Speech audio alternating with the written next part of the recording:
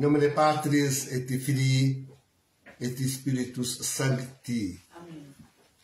Estamos então, queridos, na terça-feira da primeira semana depois da oitava da Páscoa. Dizendo a missa do domingo, a missa de Dominica em Albis reduzida. E ontem, aliás, primeiro agradecer a Deus, hein, que tivemos já a Semana Santa e a Páscoa, enfim, até ontem a festa a solenidade da Anunciação. Tivemos a graça de poder celebrar diríamos ainda, com bastante dignidade.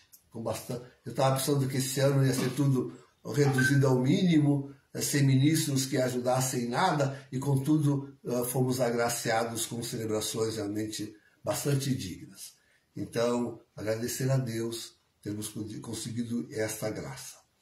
Mas ontem então, conforme prometido, foi publicado o documento, mais um documento da Congregação para a Doutrina da Fé, mais um documento de Tuchus. Diz que há 5 anos que está sendo elaborado o documento, né? Então, mas certamente ele fez a última revisão. O título, Dignitas Infinita. Dignitas Infinita. Trata-se de uma consideração sobre o homem, sobre o ser humano. Dignitas Infinita. A dizer assim, do conjunto do documento, realmente não apresenta nada de novo. Nada que expurga a tradição da igreja. Vejam só, viu? Primeira coisa a dizer é que não há no documento nada que realmente contrarie aquilo que a igreja sempre ensinou no seu magistério através dos séculos. Nada. Alguma crítica a gente sempre pode tecer. Vejam, por exemplo, já o título, Dignitas Infinita. Diria que é um título absolutamente mundano. Absolutamente mundano. E nada neste El é infinito, queridos. Nada neste El é infinito. A infinitude, e mesmo neste El, só se alcança na referência a Deus. Só Deus é infinito. O título é profano. Dignitas Infinita. O título profano ficaria melhor num documento eclesial se trouxesse à luz a plenitude da verdade. E essa seria um título, digo assim, Dignitas... como é que eu prefiro chamar? Dignitas Sacra, ou Sacra Dignitas. Dignitas Sacra, para fazer uma referência a Deus. É sagrada a nossa dignidade. Não fosse assim, encontraria o seu fim na morte. Acabou. Acaba tudo. Níquel, dizíamos ontem. Né? Voltaria ao nada o ser humano, acabaria a dignidade. Mas sendo sagrada, sequer com a morte, porque nós devemos respeitar tremendamente o corpo dos falecidos, que um dia ressuscitarão dentre os mortos. Né? Então, a igreja cerca de tanta dignidade o féretro, por causa da ressurreição dentre os mortos. A dizer que o corpo de Cristo sequer conheceu corrupção. E o corpo da bem-aventurada Virgem Maria não morreu direto para o céu.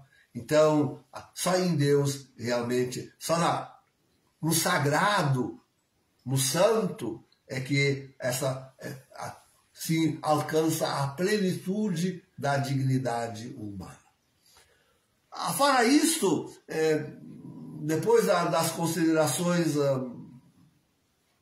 normais sobre a dignidade do ser humano, o documento procura fazer um elenco de onde tem sido mais ferida essa dignidade. O documento adverte que o seu elenco não é exaustivo. É humilde, é humilde. Não é exaustivo o elenco. Mas cita alguns que realmente são importantes, como o aborto, a barriga de aluguel,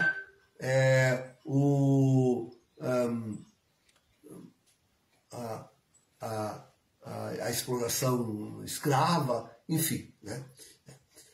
A mim me admira, me entristece que não tenha citado a pílula, porque é abortiva. Não tinha citado a pílula. Essa é uma lacuna que que se pode lamentar, embora, como eles mesmos disseram no documento, a lista, o elenco não foi exaustivo. Mas a pílula tinha que ser uma coisa mais lembrada pela Igreja. Afinal, Paulo VI dedicou-lhe uma encíclica toda inteira à reprodução humana. E tem sido tão esquecido essa verdade, por ele ensinada. Então, sim, faltou aí, no meu ver, a referência à pílula como sendo desrespeituosa com a dignidade humana, sobretudo porque é abortiva. De resto, queridos, uma consideração acerca da apresentação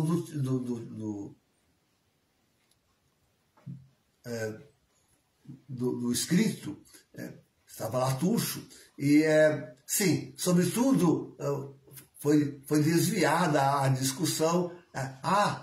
Ele fala sobre homossexualidade, claro, no documento se fala sobre homossexualidade, e ele diz no documento que talvez a expressão do catecismo de que a homossexualidade promove atos intrinsecamente maus, ele acha que é uma expressão muito pesada, muito forte, que talvez devesse se encontrar ele não sugere outra expressão, mas talvez se consiga encontrar uma expressão mais suave, melhor. E de fato, como digo,